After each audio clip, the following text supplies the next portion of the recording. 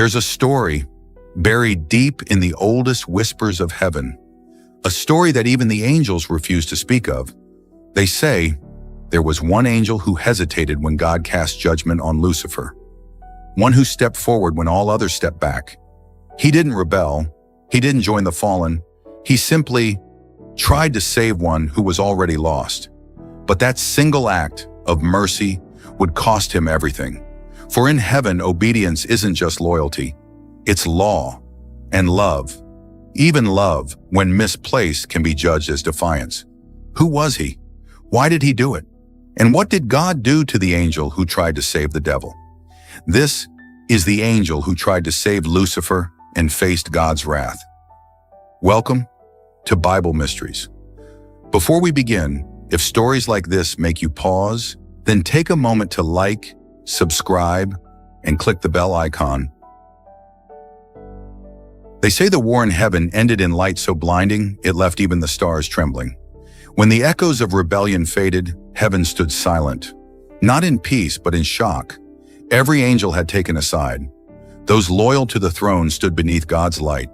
Those who followed Lucifer fell, swallowed by a fire that was never meant for angels. But in that silence, there was one who did not move.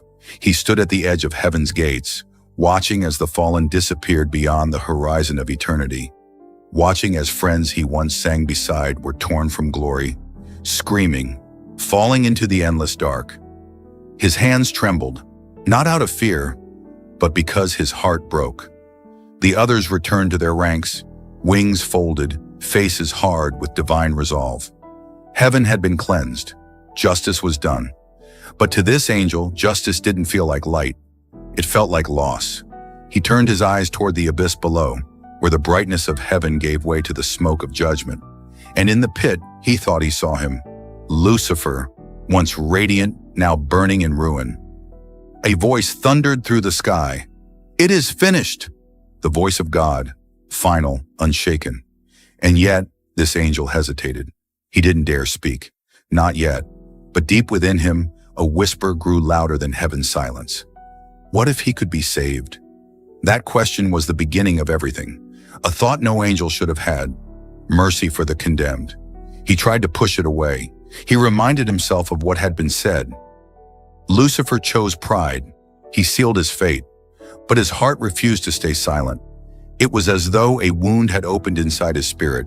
He remembered the beginning, when Lucifer still sang beside the throne, when light wasn't divided, when heaven had no scars. And now that memory haunted him. He closed his eyes, wings trembling. Around him, angels sang victory hymns, their voices like rivers of flame. But he couldn't join in. Every word of praise felt heavy, almost wrong. And as he looked down again into the abyss, something strange happened. He saw movement. He saw one of the fallen, Lucifer himself, reaching upward, faintly, as if struggling against the pull of eternal darkness. And in that instant, his heart betrayed his duty. He stepped forward, a single step. That was all it took. The light that surrounded him flickered, reacting as if heaven itself questioned his intent. The other angels turned, sensing hesitation. Something rare, something dangerous. One of them, a mighty warrior with eyes like molten gold, called out, "Brother, where are you going?" But he didn't answer. He couldn't, because he didn't even know. All he knew was that he couldn't just stand there and watch a soul, even Lucifer's, be erased forever. And for the first time since creation began, an angel of heaven questioned not God's authority, but the finality of his judgment. He whispered under his breath, "Lord, what if mercy still has meaning?" The skies above him rumbled, not in anger, but in something deeper. Disappointment. He felt it. Heaven felt it. But he couldn't stop himself. And as his wings spread, light gathering around them like fire, he looked one last time toward the throne. His eyes filled not with rebellion, but with tears. Then he descended, downward, toward the realm where no angel was ever meant to go, toward the pit where heaven's light doesn't reach. He wasn't falling. He was kneeling in motion, surrendering everything to a decision his heart couldn't reverse. For love, for mercy, for one lost brother. The angels above watched him vanish, none daring to follow. They didn't understand what they had just seen. An act of love or defiance? No one knew. But one thing was certain. Heaven had witnessed something new, something dangerous, something deeply human. Heaven's light faded behind him like a closing sunrise. Every flap of his wings echoed through the emptiness, each beat slower than the last, heavier, as if the weight of what he'd just done clung to him like chains. He had never known darkness before, not this kind. In heaven, even shadows were gentle. They danced, they shimmered. But here, the darkness swallowed light. It didn't bend or retreat, it consumed. And the deeper he went, the louder the silence became. No songs, no wind, no presence of the divine. Only echoes, broken, distant, like screams that never found their way out. He felt his light dimming. The radiance that marked him as heaven's own began to flicker. It frightened him, because for the first time, he didn't know if God was still watching or if he had turned his face away. He whispered, voice trembling, "Father, if I'm wrong, let my light die. But if there's mercy still, let it burn." The void didn't answer. He continued to fall, not in rebellion, but in plea. His wings caught bursts of fading gold as he passed through layers of forgotten realms, where time didn't flow and light existed only as memory. Then suddenly, a whisper. It wasn't divine. It was fractured like wind breaking through shattered glass. "Why are you here?" He froze midair, scanning the darkness. The air around him shifted, forming shapes, shadows that almost looked like angels, but twisted, torn. Wings burned black, feathers ash. The fallen. They moved like ghosts, circling him slowly. Eyes like dying embers, their faces marked with pain older than the world. "Heaven sent another?" one hissed. "No," another sneered. "He doesn't belong to them anymore." He raised his hands not to fight, but in peace. "I am not your enemy," he said softly. "I came for one of you." The shadows laughed, a low, hollow sound. And then one of them, larger, darker, stepped forward. His face was almost unrecognizable beneath ruin, yet there was something familiar in his gaze. Lucifer. Once he was light itself. Now he looked like the memory of it, fragments of beauty still hidden beneath endless decay. His wings, though charred, still held faint glimmers of the glory they once had. Lucifer tilted his head, studying the glowing figure before him. "You came down here?" The angel's voice quivered. "Yes." "To do what?" Lucifer asked, his tone bitter and calm. "Pity me?" The angel shook his head slowly. "To understand." Lucifer smirked, a haunting, empty gesture. "There is nothing left to understand. I made my choice. I chose freedom, and now I wear its chains." But the angel's eyes softened. "You call them chains, yet you defend them." Lucifer's expression darkened. "You wouldn't understand." "Then make me," the angel said, his voice rising not in defiance but in ache. "Help me see what made you turn away from the one who made us both." Lucifer stared at him for a long time, longer than eternity could measure. Then he whispered, "Because I loved myself more than his silence." The words struck deep. The angel felt them. The pride, the pain, the loneliness. For the first time, he saw not rebellion, but regret. Lucifer turned away. "You shouldn't be here. If he sent you, you've failed already. And if you came on your own," he paused, his voice cracking like thunder in a storm, "then you're no longer one of them." The angel's heart ached. He wanted to speak, to tell him that wasn't true, that heaven's mercy was greater than wrath. But even as he opened his mouth, he felt it, a sudden heat, a pulse of divine energy from above. Heaven had noticed. The light that followed wasn't gentle, it was judgment. It cracked through the void, splitting the darkness with divine fury. The fallen screamed and scattered like shadows before dawn. Lucifer shielded his face, and even he looked afraid. The angel fell to his knees, overwhelmed by the power pouring through the air. And then, a voice. Not thunder, not rage, but something worse. disappointment. You would reach for one I have condemned? The angel lowered his head. Tears burned trails down his face as he whispered, I only sought to show mercy. Mercy? The voice echoed. Mercy without obedience is not love. It is rebellion clothed in kindness. The skies above trembled. Lucifer turned away. Even he couldn't bear to watch what would follow. The angel lifted his eyes filled with sorrow. Then let my mercy be my punishment. And as he said it, the light engulfed him, not to destroy but to strip away. His wings dimmed, his armor cracked. He wasn't cast out like Lucifer, but he wasn't allowed to rise again either.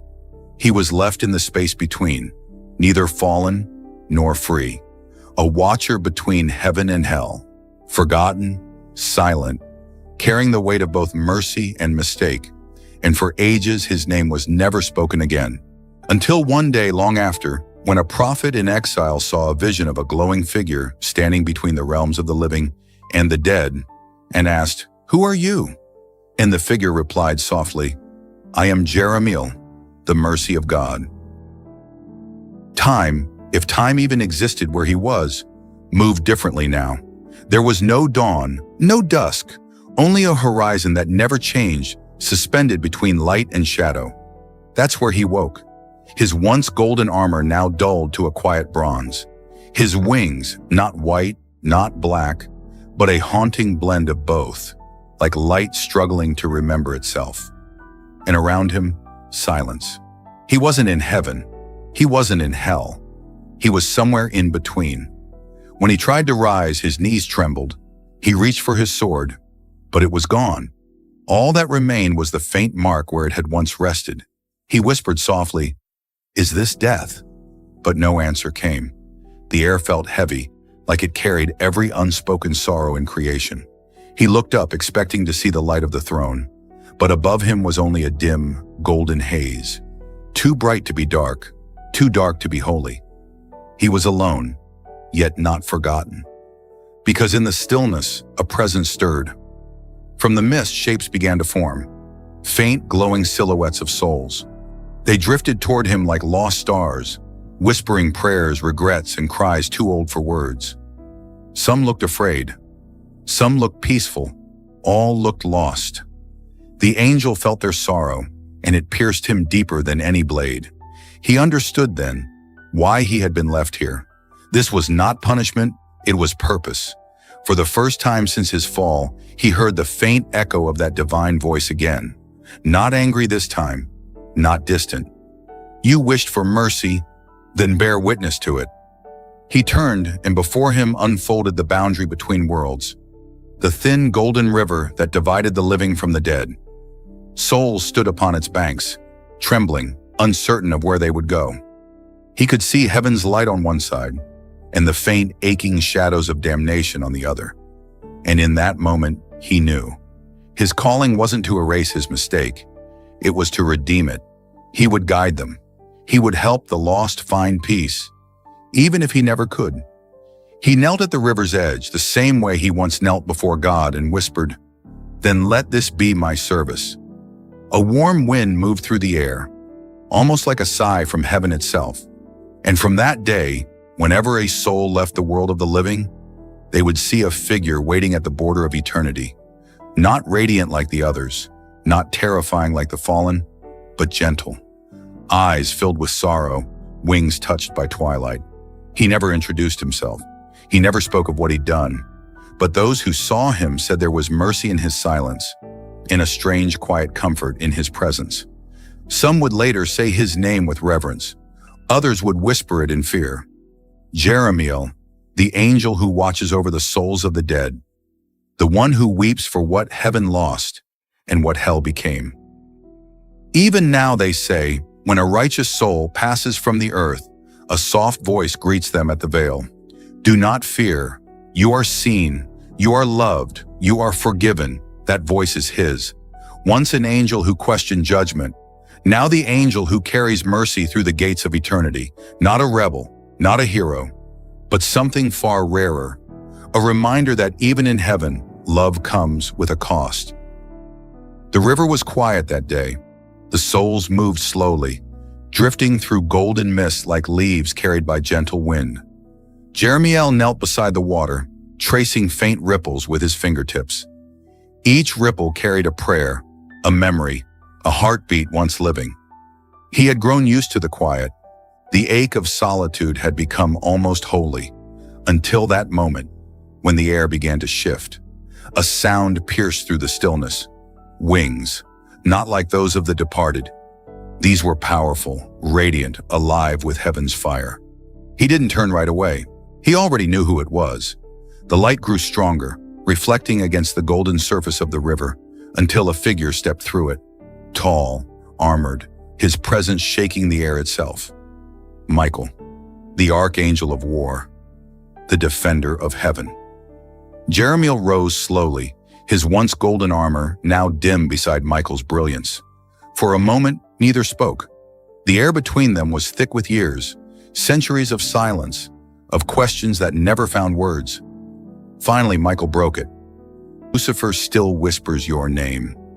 Jeremiel's heart trembled. He hadn't heard that name spoken aloud in eons. He remembers you as the only one who reached for him, Michael continued. He calls you the merciful fool. A faint, sorrowful smile crossed Jeremiel's face. Perhaps I was. But even fools have purpose. Michael studied him, torn between admiration and grief. You risked everything for one who spat on the light.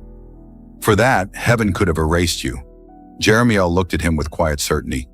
I didn't risk everything, Michael. I gave everything, and somehow, I was still given more. He gestured toward the souls drifting by. Look at them. Lost, broken, imperfect, yet loved enough to be guided home. If this is exile, then I welcome it. Michael turned his gaze toward the souls, tiny sparks of mortal lives shimmering like embers. For the first time, his armor seemed to dim slightly, as though humbled by the sight.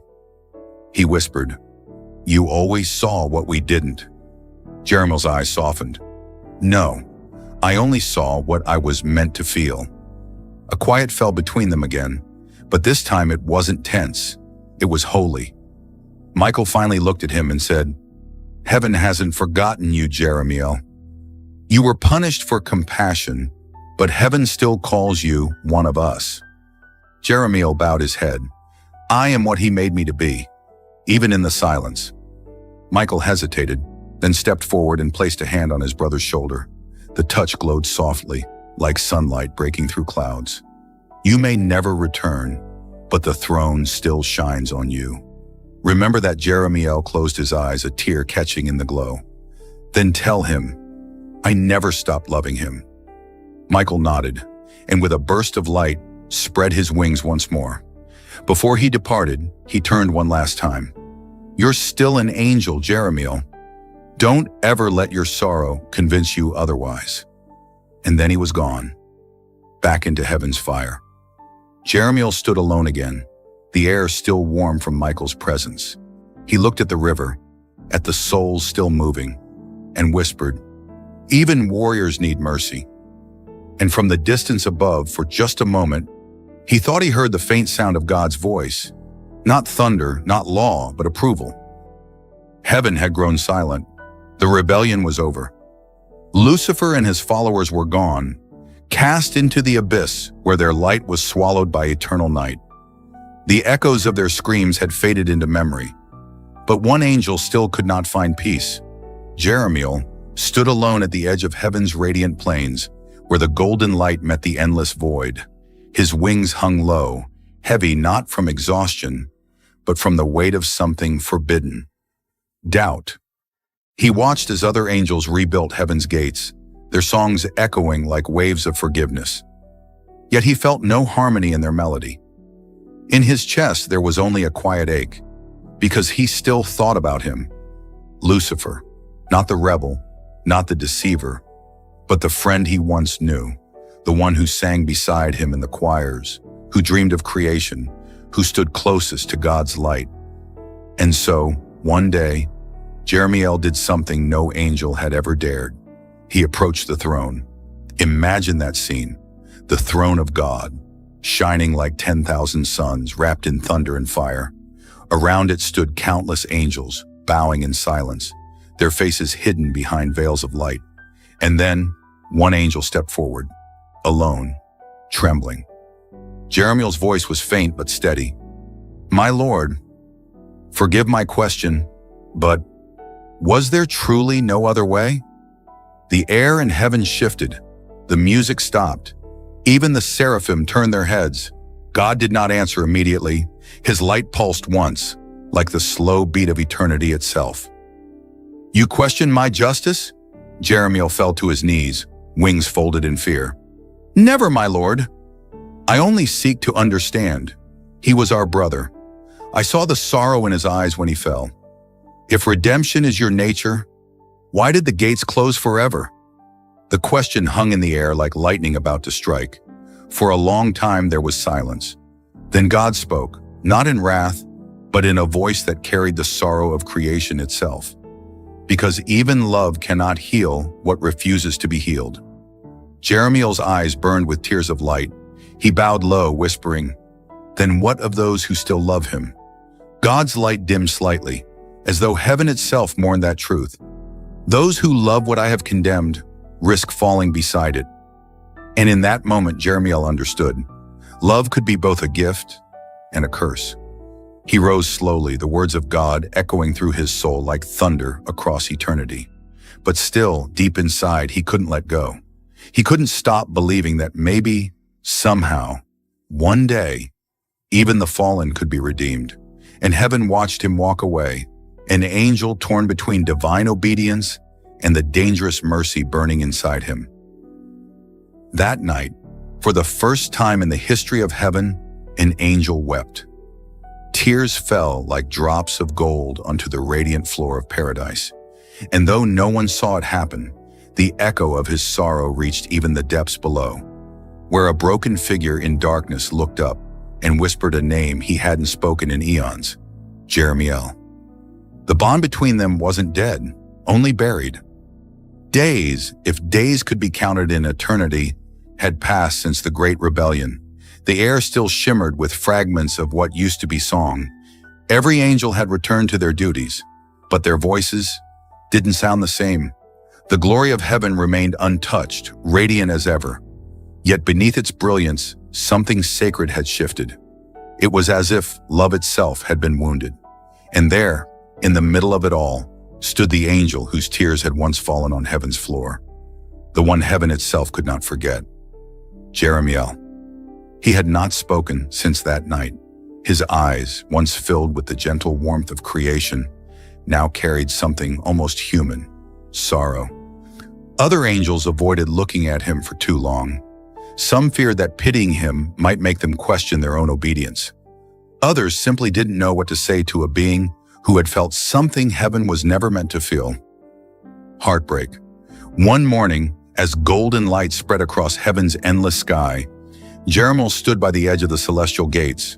Beyond them lay the empty stretch where light faded into the void, the place where the fallen ones had vanished. He didn't look down in defiance. He looked down in silence. He wasn't questioning God. He was questioning himself. Why did I feel mercy when I was meant to feel judgment?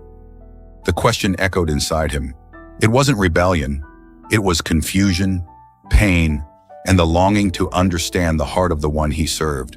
For in all his glory and wisdom, Jeremiel had never known that even obedience could hurt.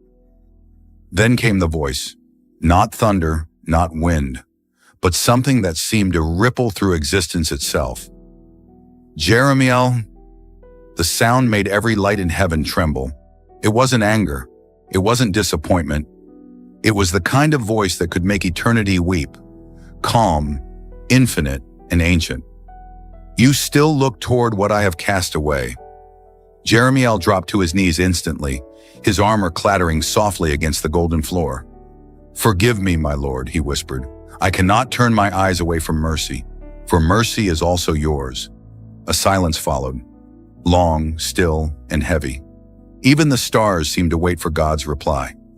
Then came the words, soft yet powerful enough to reshape a soul. You love deeply, Jeremiel, but you must understand, even mercy must obey my will. The angel bowed his head lower, trembling. He didn't argue. He didn't question.